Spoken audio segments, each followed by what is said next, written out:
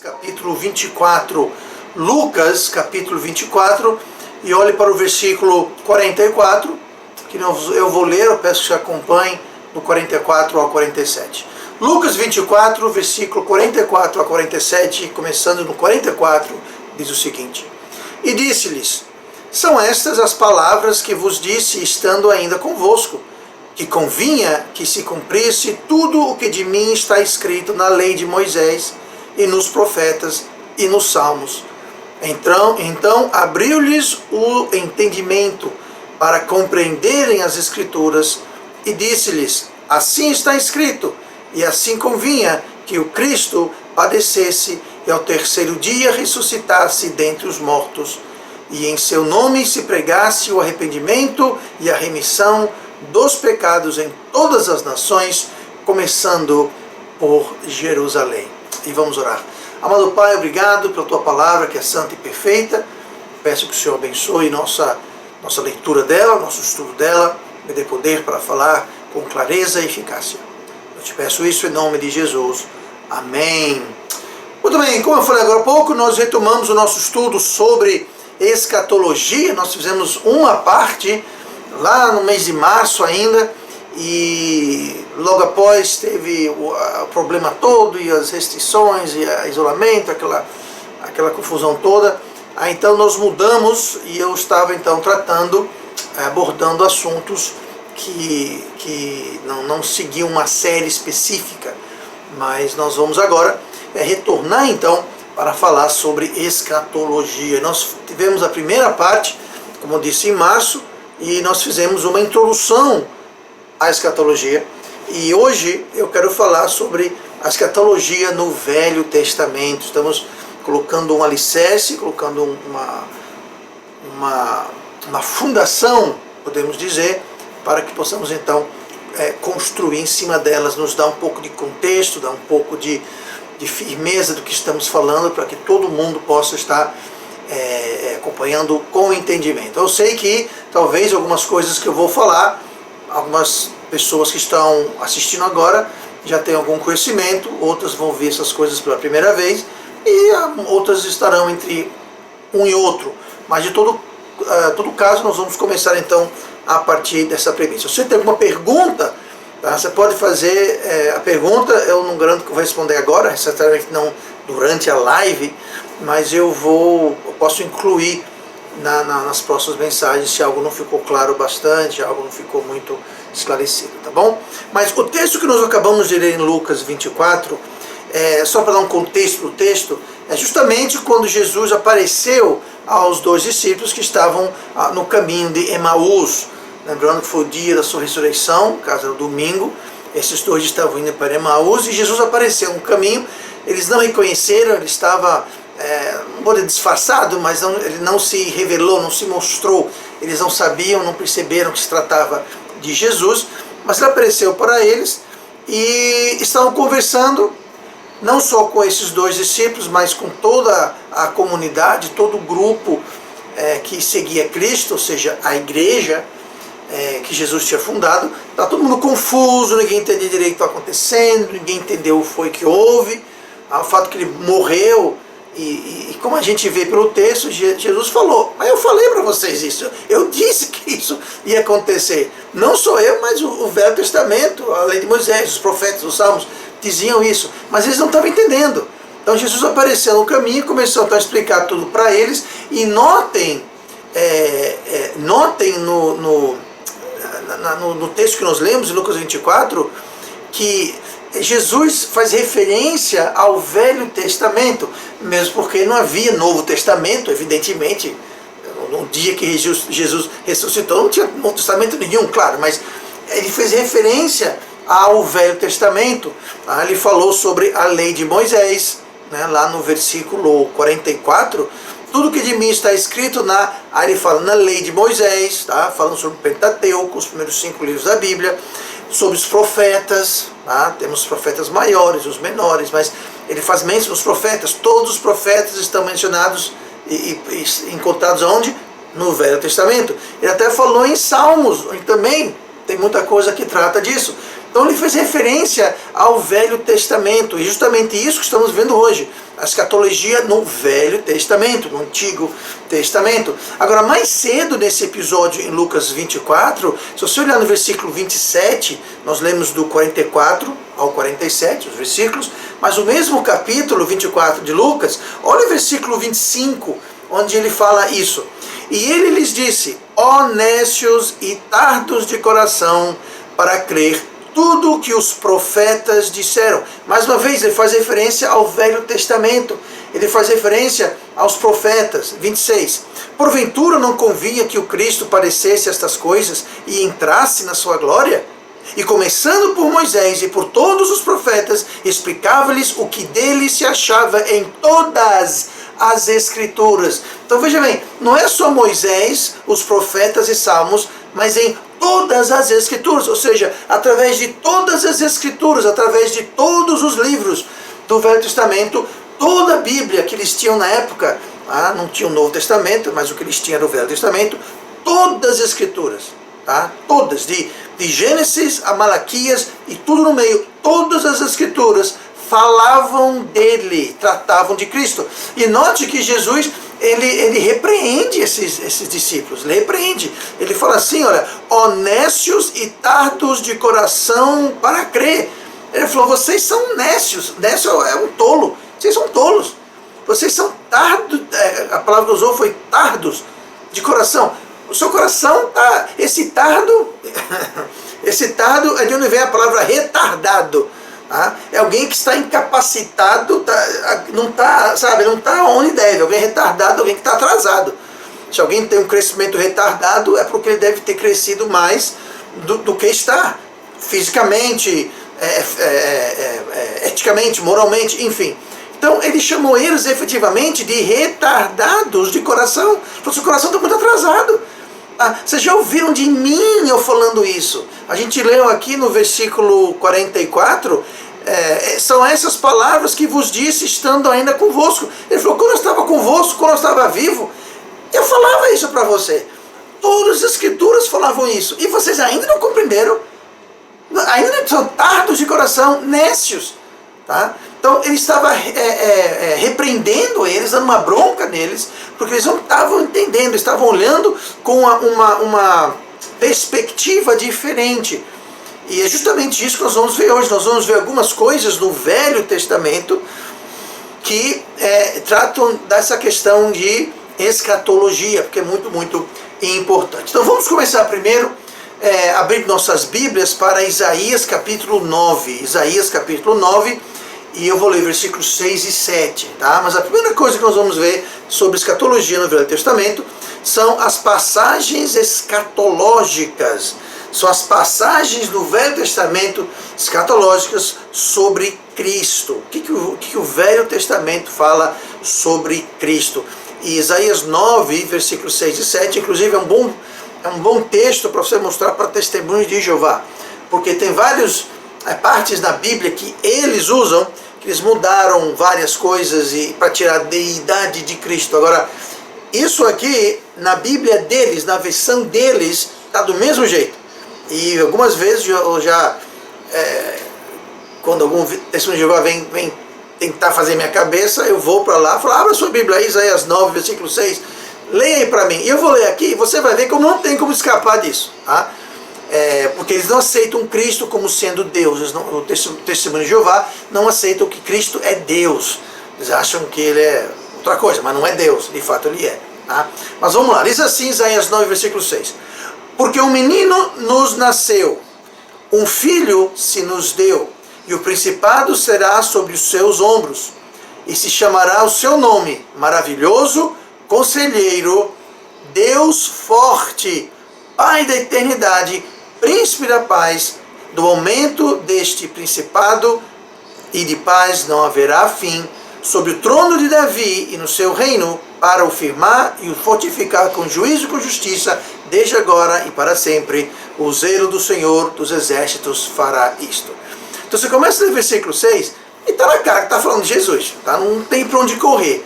Fala aqui que um menino nos nasceu, um filho se nos deu, principado será sobre os seus ombros, você chamará o seu nome maravilhoso, conselheiro. Jesus, aí eles dizem, sim, Jesus. Aí o que? Deus forte. Jesus é Deus, gente. Deus forte. Aí diz o quê? Pai da eternidade. Jesus é o Pai da eternidade. Então, não tem como fugir. Eles se embananam todo. Aí muitos já disseram para mim, eu vou ter que falar com o meu líder, com o meu sei lá o quê. Eles não têm como explicar, porque não tem explicação. Mas tem explicação. Jesus é Deus e essa é a explicação. Mas essa passagem, todas as passagens, essa é só um exemplo delas, existem outras, mas as passagens no Velho Testamento que falam sobre o Messias, quase todas estão falando sobre Jesus em relação a Israel. O foco é Israel. Não está falando sobre a igreja. Obviamente a igreja não estava no mapa, não existia naquela época. Então, toda menção de Jesus, toda menção do Messias no Velho Testamento é dentro de um contexto em referência a Israel, a nação e o povo de Israel. Do seu papel como profeta, do seu papel como sacerdote, do seu papel como rei. Tá? Então, esse é o contexto quando se trata de Jesus.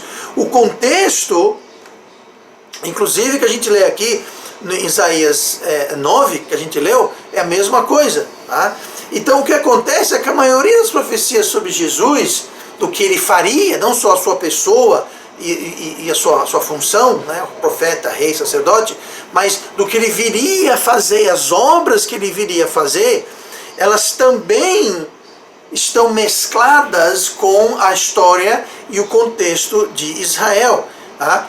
E tudo aquilo que fala, não havia, e esse é o ponto-chave, não havia uma clara distinção entre as suas vindas, entre a sua vinda como Salvador e a sua vinda como Rei. A sua vinda como Salvador, nós podemos chamar da sua encarnação. Lá em João capítulo 1, ele fala que o verbo se fez carne. Então Deus tomou forma de homem. Ele é chamada de Filho do Homem, não é? Quando você vê esse termo no Novo Testamento, o Filho do Homem, está falando sobre Jesus. Mas então, no Velho Testamento, faz menção e faz referência à obra de Cristo como Salvador, a sua encarnação. Mas não só isso, mas também fala do que Cristo vai fazer e ser como Rei. E nós podemos chamar isso de sua revelação. Ele vai ser revelado como Rei, onde ele vai tomar o reino, vai tomar as rédeas da terra, vai reinar na terra. Então, todas as profecias que atentam ao que Cristo vai fazer, fala da sua encarnação, quando ele virá, no caso já veio, como ele viria como Salvador, e da sua revelação, quando ele viria como Rei. Mas não existe uma clara distinção entre essas duas funções de Salvador e Rei. E muitas vezes o que aparece, especialmente do ponto de vista do judeu, que só tinha o Antigo Testamento, é que essas duas funções aconteceriam simultaneamente. Ou seja, ele veio uma vez para encarnar como Salvador, e ele vai vir para ser revelado como Rei. Só que isso eles não viam. Eles viam assim, ó, tá? Aqui nós estamos vendo de lado. Encarnação, para ser como Salvador, revelação como Rei. Só que do ponto de vista do judeu, essas duas coisas aconteciam nessa perspectiva aqui, ó, onde tinha a encarnação, ele viria como Salvador, e com a sua revelação, quando ele viria como Rei. Então você veja que, dessa perspectiva, eu não estou vendo duas vindas. Eu estou vendo as duas coisas, mas eu estou vendo uma única vinda.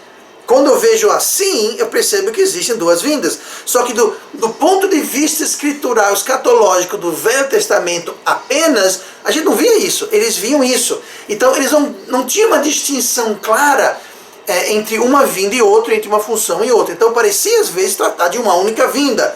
E era como a maioria cria naquele tipo. E a distinção fica mais clara no Novo Testamento. Tá? Ela fica mais clara com a revelação completa. Quando Deus mostrou, revelou mais a sua palavra, aí ficou mais evidente e mais claro para nós, para eles não. E baseado nisso, eles estavam então esperando o Messias, mas esperavam o Messias político, o Messias que seria o rei, o Messias que os livrasse do domínio romano, um Messias que viria para usar força, estabelecesse o reino, porque estavam vendo o Salvador e o Rei de uma única vez. Então ele falou, quando o Messias vier, sim, ele vai nos salvar, vai nos livrar, mas ele vai estabelecer o reino. Ele vai usar força, ele vai reinar com cetro de ferro, ele vai colocar ordem na casa, ele vai libertar o povo do jugo romano. Não era o caso, mas eles viam assim, eles entendiam assim. Aí quando se depararam com Jesus, quando se depararam com o Messias, que vinha com os seus ensinamentos de amor, de arrependimento, de virar a outra face, de carregar o peso mais do que lhe pediram. Quando Jesus veio manso e suave, e quando ele foi perseguido, e quando ele foi preso, e quando ele foi condenado, e em última instância, eles viram ele sendo crucificado, enterrado, sepultado, o chão caiu. O chão caiu para eles, ficaram decepcionados e o rejeitaram como Messias. Claro, não a igreja dele ficou decepcionada, ficaram confusos, mas ainda acreditavam. Mas o judeu como um todo, a nação judaica como um todo, eles não entendiam.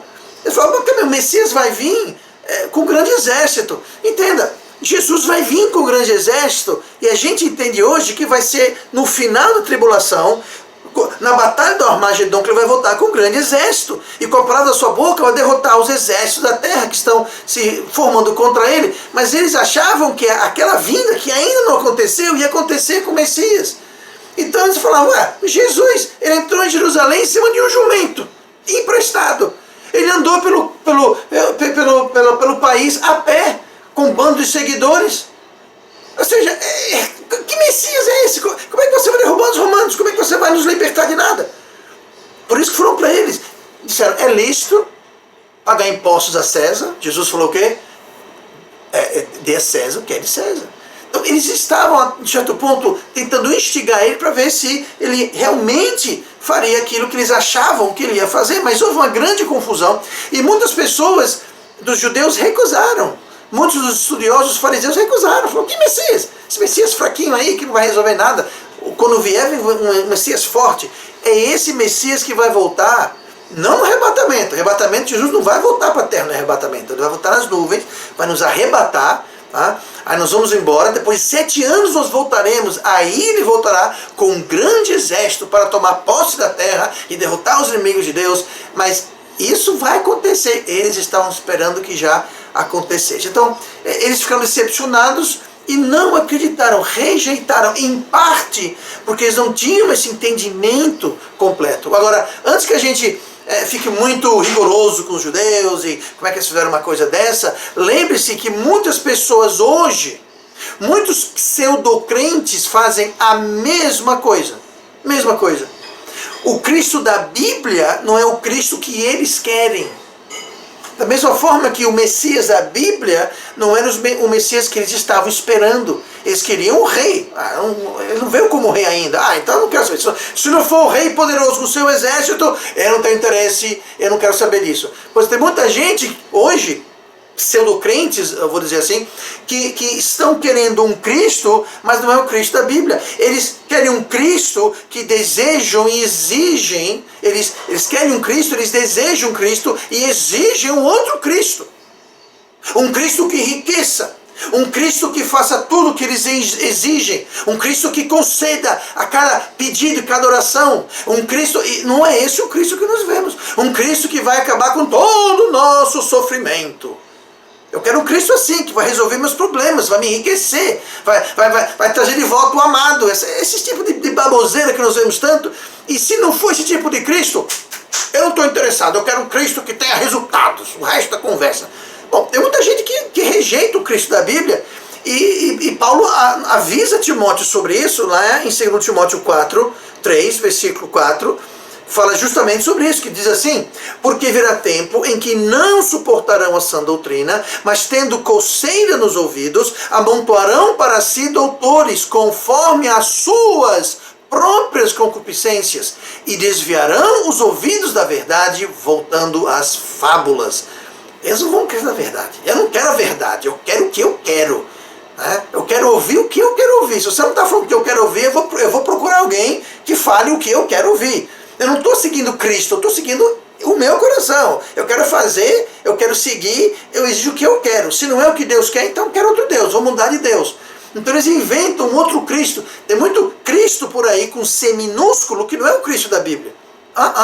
Por exemplo, a Igreja dos Mormons, conhecido com o nome Igreja dos Santos, Igreja de Jesus Cristo dos Santos Últimos Dias. O Jesus Cristo dos Mormons não é o nosso Jesus Cristo. O Jesus Cristo dos Adventistas não é o nosso Jesus Cristo. O Adventista crê, ele não vai te falar isso de cara, mas se você for fuçar lá nos estudos dele, ele crê que Jesus e Lúcifer eram irmãos. Tá? Então existem falsos cristos no mundo hoje, porque pessoas não querem o Cristo da Bíblia, querem um outro Cristo. Tá? Eles querem merecer ir para o céu, cumprindo obras, fazendo isso, seguindo não sei o que mais. É outro Cristo, porque o Cristo da Bíblia é outro. 1 Timóteo 4:1 fala a mesma coisa. Mas o Espírito expressamente diz que nos últimos tempos apostatarão alguns da fé, dando ouvido a espíritos enganadores e a doutrina de demônios. Agora entenda, apostatarão. Você não pode apostatar se você não estava. Isso são pessoas que são salvas, que viviam a fé real, a sã doutrina, mas saíram. Deram as costas, apostataram da fé. Então não é que eles não tinham fé, eles apostataram da fé. Tá? Mas, então entenda, isso acontece hoje. Então, antes da gente condenar muito os judeus naquela época, mas como é que pode, como é que eles rejeitaram Cristo? Tá, mas entenda, hoje acontece algo muito parecido também, a mesma coisa acontece. Tá? E apesar de haver no Velho Testamento várias profecias mais claras, profecias que apontam a Jesus. Vou dar um exemplo, Isaías, versículo 53, o versículo 8, a segunda metade fala assim: porquanto foi cortado da terra dos viventes. Por uma questão de tempo, não vou ler o contexto todo, mas ali está falando sobre o Messias. E fala que o Messias foi cortado da terra dos viventes. O que é ser cortado da terra dos viventes? É ser morto. Então ali está falando no Velho Testamento sobre o Messias e que ele vai ser morto. Ele ia morrer. Por isso que Jesus falou, os profetas falam de mim, Moisés falou de mim, os salmos falam de mim. Por quê? Porque são referências nesses livros no Velho Testamento, escatológicas, falando que o Messias, Cristo, morreria, seria morto. Tá? No versículo 9 de Isaías 53, e puseram a sua sepultura com os ímpios e com o rico na sua morte. Interessante. Ele foi crucificado entre dois o quê? Entre dois ladrões, entre os ímpios. Então fala sobre os ímpios. E a sepultura que ele foi sepultado não era dele, era de um homem rico. Por que era rico? Porque era uma sepultura que nunca foi usada, única, escavada, nova, única, escavada na rocha. Caríssimo. Só gente rica tinha condições de ter tal sepultura. E foi cedida a ele. Ele não era dele, mas foi cedido, foi emprestada. Mas você vê como fala que ele foi cortado, ele foi morto. Fala que ele morreria a sepultura entre ímpios com o rico, ou seja, uma sepultura de gente abastada, de gente rica, de gente de posses, porque ele mesmo não tinha essa condições de ter uma sepultura tal, tá bom? Então, essas são as profecias que nós temos fazendo referência no Velho Testamento. Mas mesmo assim, como eu disse, não ficava claro, não era claro essa distinção que havia entre as duas vindas. Eles chegavam assim e realmente era uma dificuldade que não estava muito clara de se enxergar diferente naquela época, tá bom? Vamos abrir agora para Ezequiel capítulo 37, Ezequiel capítulo 37, onde nós vamos ver profecias escatológicas do Velho Testamento, não necessariamente sobre Messias, tá? Mas diz assim, Ezequiel 37 e versículo 21. Disse-lhe, pois, assim diz o Senhor Deus, eis que eu tomarei os filhos de Israel dentre os gentios, para onde eles foram, e os congregarei de todas as partes, e os levarei à sua terra. E deles farei uma nação na terra, nos montes de Israel, e um rei será rei de todos, e eles de todos eles, e nunca mais serão duas nações, nunca mais para o futuro se dividirão em dois reinos, e nunca mais se contaminarão com seus ídolos, nem com as suas abominações, nem com as suas transgressões, e os livrarei de todas as suas habitações em que pecaram, e as purificarei. Assim eles serão o meu povo, e eu serei o seu Deus. Esse texto é muito interessante, muito interessante. Ele fala aqui que ele vai juntar, versículo 21 está se referindo ao que é chamado de diáspora. O que é diáspora? Diáspora é quando o povo foi espalhado. Tá? O povo já foi espalhado, sempre estiveram lá, no que é hoje naquela área da Palestina, Israel, naquela área toda, sempre estiveram lá, mas eles foram perseguidos e foram espalhados, foram para todos os cantos da terra. Tá? Até na África, na Etiópia, tem judeu. Lembrando que a rainha de Sabá, que foi visitar Salomão, levou embora a fé com ela, e tinha e ainda tem uma comunidade judaica grande naquela área da África. Tá? Mas foram para a Europa, foram para todo canto, para o Brasil, Norte, América Central, todo lugar tem onde os judeus foram. Tá? Inclusive, muitos anos atrás, quando eu trabalhava secularmente ainda, eu fiz uma viagem a negócios e eu fui para a filial que ficava em Israel, em Tel Aviv. Eu morava em Londres na época, fui para Tel Aviv. E eu tinha comunicado, falava muito com o pessoal, né, através de e-mail, telefone, mas eu falava pessoalmente, conheci o pessoal lá pessoalmente, e eu fiquei intrigado. Você olhava assim e tinha gente, tudo quanto era tipo de gente. Tinha um judeu lá americano, tinha judeu francês, tinha judeu russo, tinha judeu polonês, tinha judeu árabe, palestino, ou seja, da região, tinha toda parte, eram todos judeus. Por quê? Eram pessoas que tinham saído e voltado dos seus países que moravam, ou seja, da diáspora, que eles foram divulgados, estavam todos de volta trabalhando lá em Israel. E quando Israel nasceu de novo, que mais uma vez é um milagre, isso é tratado no versículo 22, no versículo 21 mesmo, né? E tomarei os filhos de Israel dentre os gentios, para onde eles foram, e os congregarei. Naquela época ninguém entendia nada. Como dentre os gentios? Aí que gente, como assim? Porque naquela época eles não estavam todos espalhados. Tá? Tudo bem, foi uma parte, foi exilado para Babilônia, para tal coisa, mas eles voltaram. Mas Deus está dizendo que foi espalhado por todo mundo, né? Como de fato ainda está. Mas quando Israel foi congregada, e é justamente isso que fala, que Deus fala que eu vou juntar eles de novo. Tá? Quando foi juntado, então a nação de Israel, ele trouxe de volta pessoas do mundo inteiro. Inclusive na Etiópia eles levaram vários aviões e trouxeram milhares de etíopes judeus de volta para lá, e estavam importando pessoas justamente para encher, popular a recente nação de Israel. Mas no versículo 22 está falando sobre uma nação em vez de duas. Que história é essa, pastor? Bom, depois de Salomão, é importante lembrar que o reino ficou dividido. Houve uma divisão dos reinos. Ficou o reino do norte e o reino do sul. O reino do norte é conhecido como Israel, são as 10 tribos do norte. E o reino do sul, que basicamente é Benjamim e Judá, que é o reino do norte, onde ficava Jerusalém. E durante muito tempo, ficou Israel dividida. E tinham 2 reis. Se você lê Crônicas e você lê Reis, você vai ver que tem muita coisa paralela, mas o que acontece é que Crônicas é o relato de uma das nações e Reis é o relato dos reis da outra nação. Então, basicamente, são 2 livros parecidos, mas cada um trata do rei que estava reinando naquela época no sul e no norte. Tá? Então tem 1º e 2º Reis, 1º e 2ª Crônicas, e cada um trata um do reino do norte e um do reino do sul. E como a história dos 2 se cruzam, muitas vezes fazem referência um ao outro, mas são coisas separadas. E Deus está falando, nunca mais eles vão ter um rei só. Aqui não está falando sobre ter um rei, Jesus, o Messias. Não, é um rei só, dizendo, vão ter só um governante. Não vão ter mais 2 reis. Tá? Porque teve uma época que tinha 2 reis em Israel. Deus falou, eu vou juntar eles, eu vou levar eles de volta para a terra, e só vai ter um rei, e nunca mais vão ficar divididos, nunca mais vai ter 2 reis, 2 nações, vão sempre ser uma. Tá? E aí no versículo 23 é interessante que fala sobre idolatria, né? Sobre as abominações. E diga uma coisa, o povo judeu hoje não tem problema com idolatria. Foram curados foram curados disso. Você lê o Velho Testamento, era constantemente caindo e recaindo na questão de idolatria, deus pagãos.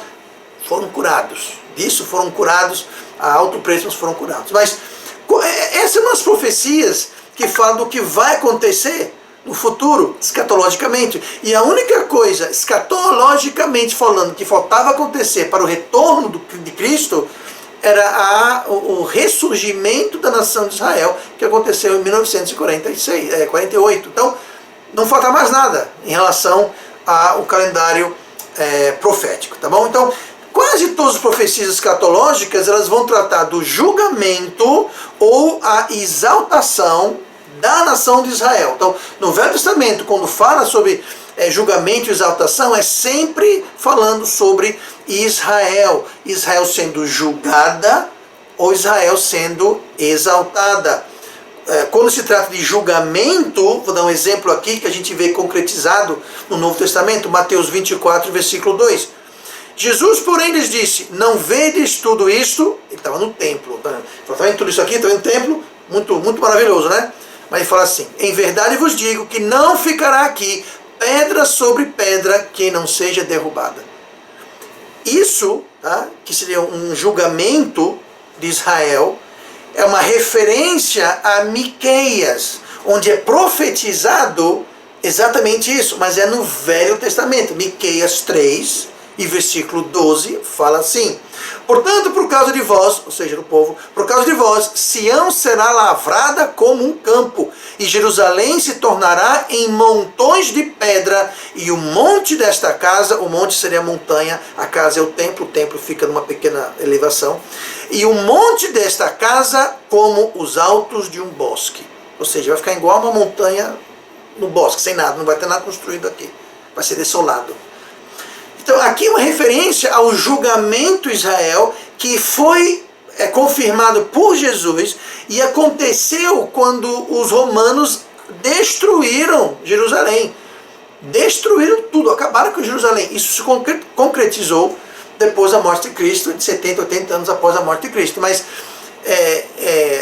isso é uma julgação que foi profetizada, mas a profecia em relação ao julgamento, a um castigo que Deus trouxe sobre a nação. Tá?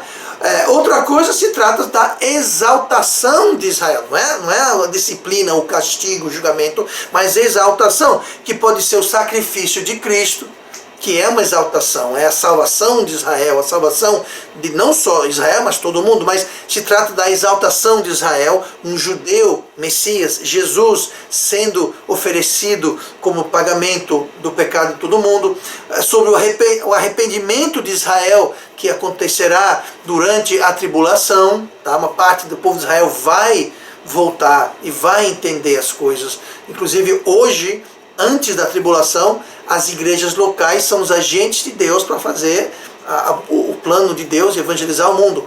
Depois do arrebatamento, quando as igrejas foram levadas para formar a igreja do Cordeiro nos céus, então quem vai fazer a obra de Deus? Os judeus. Tanto que nós vamos ver isso mais tarde, a Bíblia fala em Apocalipse sobre 144 mil evangelistas judeus. Tá? O Testemunho de Jeová gosta de falar que são eles. Não são eles, porque a Bíblia fala que claramente são todos homens, não tem mulher, são todos judeus, tá? 12 mil de cada das 12 tribos, e são todos virgens. Então não se encaixa no perfil, tá? Não se encaixa no perfil. Mas sobre o milênio, exaltação no milênio, só no milênio, pela primeira vez, a terra prometida vai ser ocupada e possuída pelo judeu. Até hoje ela nunca foi. Em parte, mas completamente nunca foi. No milênio, o será. Tá? Então, tudo isso são referências escatológicas, algo no futuro, a profecias no futuro, dentro do contexto de Israel. Tá bom? Por exemplo, eu vou só mencionar rapidamente aqui, não vou dar nem dar referência por uma questão de tempo, mas a Bíblia tem certas expressões como tempo do fim, naquele dia, últimos dias, dia do Senhor, dia da sua vinda. Tudo isso são expressões encontradas no Velho Testamento, falando de uma ocorrência de valor escatológico, mas sempre em função e no contexto de Israel. Tá tá bom? E é sempre bom manter isso em mente. Então, fica fácil a gente ver o porquê havia uma certa confusão em relação às duas vindas. Tá? Não é difícil ver porque não era tão claro assim. E eles não estavam enxergando corretamente, não estavam com a perspectiva correta. Né? Por isso que eles embolaram as duas vindas em uma só e deu na confusão que deu. Na confusão que acabou gerando. Por isso, o reino milenar, ele não se concretizou quando eles achavam que iria concretizar. Inclusive, não só o reino que eles esperavam, que era ele vir como rei para reinar, não se concretizou ainda, mas não só isso, ele foi morto. Porque se ele foi morto, como é que ele vai reinar agora? Como é que vai ser? Então, foi detonado, os planos, perspectiva que eles achavam que estava acontecendo, foi complicado. Daí a confusão e fica fácil ver isso. Por isso, mais uma vez, voltando ao nosso texto em Lucas 24, Jesus falou: ó nécios e tardios de coração para crer tudo que os profetas disseram. Porventura não convinha que o Cristo padecesse todas essas coisas e entrasse na sua glória? E começando por Moisés e por todos os profetas, explicava-lhes o que dele se achava em todas as Escrituras. Jesus está falando isso. Agora você entende o versículo 24, 25 e 26 de Lucas 24 dentro desse contexto, tá? Dentro desse contexto. Muito bem. Para encerrar o estudo de hoje sobre profecias escatológicas do Velho Testamento, é bom a gente lembrar uma terceira coisa. A época da igreja, tá? Essa época da igreja que vivemos agora, ela era desconhecida. Desconhecida. Lá em Efésios 3, versículo 2, fala o seguinte: se é que tendes ouvido a dispensação da graça de Deus, que para convosco me foi dada, como me foi este mistério manifestado pela revelação, como antes um pouco vos escrevi. Por isso, quando lerdes, podeis perceber a minha compreensão do mistério de Cristo, o qual noutros séculos não foi manifestado aos filhos dos homens, como agora tem sido revelado pelo Espírito aos seus santos apóstolos e profetas.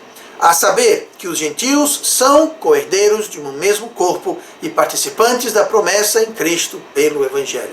Tá? Isso é em Efésios do Novo Testamento. E ele fala sobre mistério, é um mistério. Mistério é uma coisa escondida. Fala sobre revelação, uma coisa que era escondida e foi revelada, foi manifestado.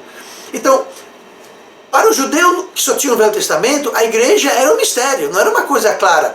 Haviam algumas certas alusões, mas nada que fosse claro. Eu vou dar um exemplo de uma delas. Lá em Gênesis 12, versículo 3, quando Deus falou para Abraão, tá? Então Gênesis 12, versículo 3, fala assim: e far-te-ei uma grande nação, e abençoar-te-ei e engrandecerei o teu nome, e tu serás uma bênção, e abençoarei os que te abençoarem, e amaldiçoarei os que te amaldiçoarem, e em ti serão benditas todas as famílias na terra. Bom, para começar, nem todas as famílias na terra serão ou poderão ser judeus. Tá? Porque para ser judeu tem que ser descendente de Abraão. Então nem todo mundo na terra vai ser descendente de Abraão. Então, quando ele fala aqui que todas as famílias da terra serão abençoadas, então ele está abrindo aqui o leque não só para o povo judeu, não só para o descendente de Abraão, tá? Mas para tudo, tá? Para todas as nações, todos os povos, todas as famílias. Então a verdade é que você não pode pegar esse versículo, a gente hoje olhando para trás, né? Com o Novo Testamento em mãos, já conhecendo o mistério, já tendo sido revelado, a gente pode entender que existe aí uma alusão, uma velada referência. Tá? No entanto, a gente não pode dizer que uma revelação clara, como Paulo falou, é de uma certa forma um mistério, algo que está ainda meio que obscuro, escondido. Né? Então a gente pode entender um pouquinho da confusão que foi feita aí. Então, era como eles estivessem enxergando. Um exemplo que eu posso dar, e isso um exemplo não é meu, é um exemplo de um autor, o chamado dele era Larkin, e ele fez vários diagramas monográficos à mão, muito bonitos e muito ilustrativos, e ele fazia os desenhos e colocava explicações e referências bíblicas, e apresentava uma doutrina bíblica de forma gráfica. Isso, se não me engano, foi no começo do século passado, enfim. Mas ele fez o seguinte, ele colocou uma montanha aqui desse lado, um vale no meio, uma montanha aqui desse lado. O judeu aqui no Velho Testamento, ele enxergava essa outra montanha, aqui o Cristo, como Salvador, e o Cristo como Rei, como eu falei, as duas vindas. Mas ele não enxergava o vale que havia, que seria onde está a igreja, essa dispensação, essa época das igrejas locais que existe hoje. Então ele enxergava de um topo da montanha para o outro topo da montanha, e o vale passava batido, ele via de um canto para o outro, como eu falei, em vez de ver assim, ele enxergava assim, ele não via o que estava aqui no meio. Então eles estavam com essa perspectiva, mas a verdade é que havia alusões, haviam referências, não claras, como Paulo falou, era um mistério que com o tempo foi revelado. Com a vinda do Novo Testamento, então veio o ensinamento da igreja, o ensinamento do arrebatamento, então a coisa ficou mais clara. É isso que fala 1 Coríntios 13, versículo 10, onde está escrito: mas quando vier o que é perfeito, então o que é em parte será aniquilado. O que é perfeito é a palavra de Deus. Quando Paulo escreveu isso em 1 Coríntios, só tinha o Velho Testamento. O Novo Testamento...